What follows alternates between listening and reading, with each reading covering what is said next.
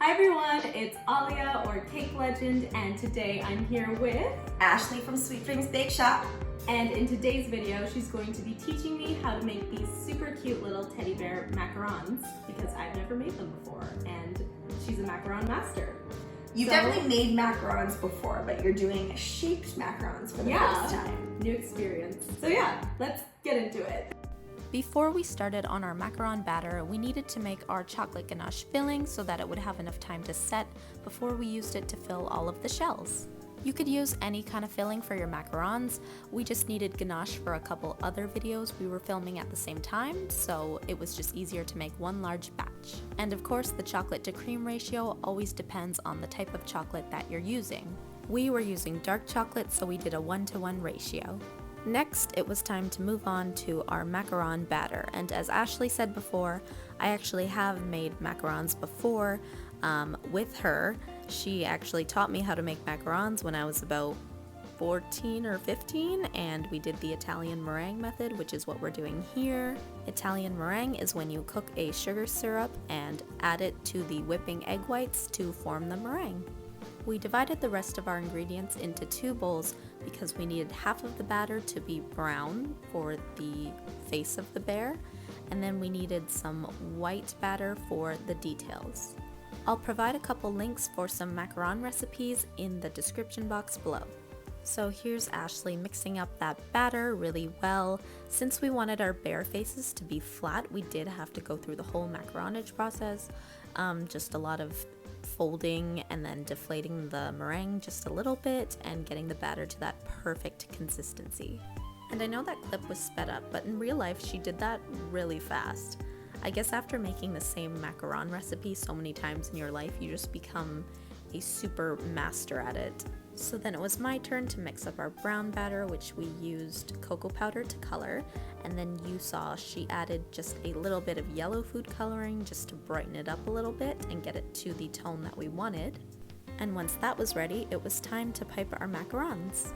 We lay down some silicone mats on our baking trays because silicone mats are actually the best for baking macarons, and then we got started with our piping. It was pretty straightforward. Ashleigh showed me first and then I did some after, but you basically just pipe a large circle and then 2 smaller circles for the ears. Nothing too difficult at all. In fact, as we were piping these, we remembered that when Ashleigh first taught me how to make macarons, we did this exact same shape because they were for her daughter's 2nd birthday, which was Minnie Mouse themed. So that was pretty funny. She was basically reteaching me what she taught me all those years ago. And here we're also using that white macaron batter to pipe some heart-shaped macarons for the other project we were doing, which you can check out on Ashleigh's channel now. In that video, I taught Ashleigh how to create a plated dessert using the little knowledge I gained from pastry school. So if you want to check that out, the link is in the description below. After our bear faces had some time to rest, we put the white macaron batter into another piping bag and cut a very small hole so that we could start piping the details of the face. The only things we really needed to pipe with macaron batter were the noses, because the rest of the details, the eyes and the smile and everything else, was done after baking. At this point, we just got into the rhythm of things and we got through this pretty fast.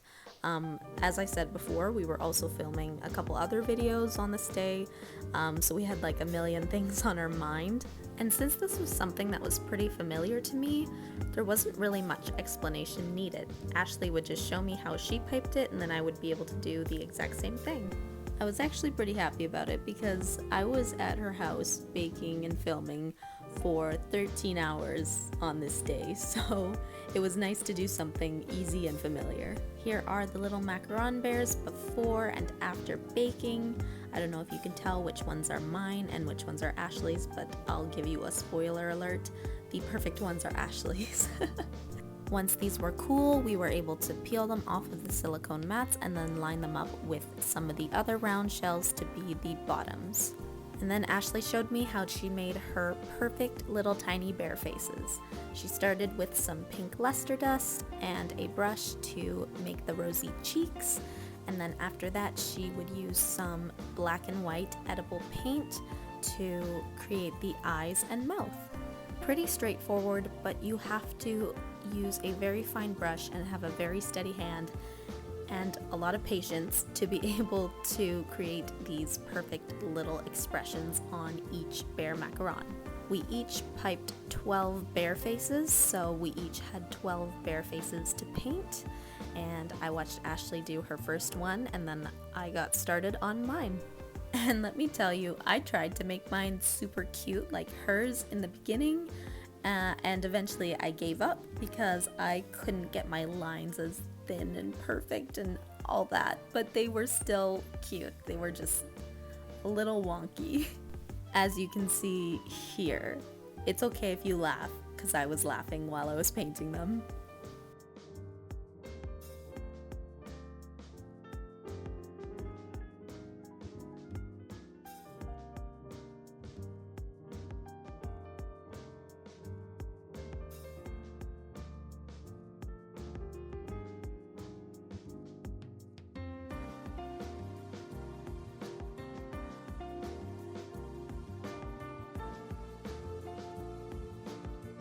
After we finished painting all of our bear faces, it was time to assemble the macarons with that ganache we had made all the way at the beginning.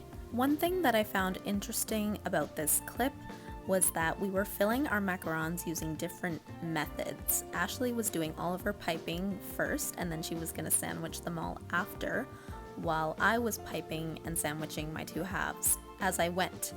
And yet we still finished at the exact same time. But the filling process was the same as any other macaron. You just want to pipe your ganache, making sure you're not doing too much so that it doesn't spill out of the sides when you put the two shells together.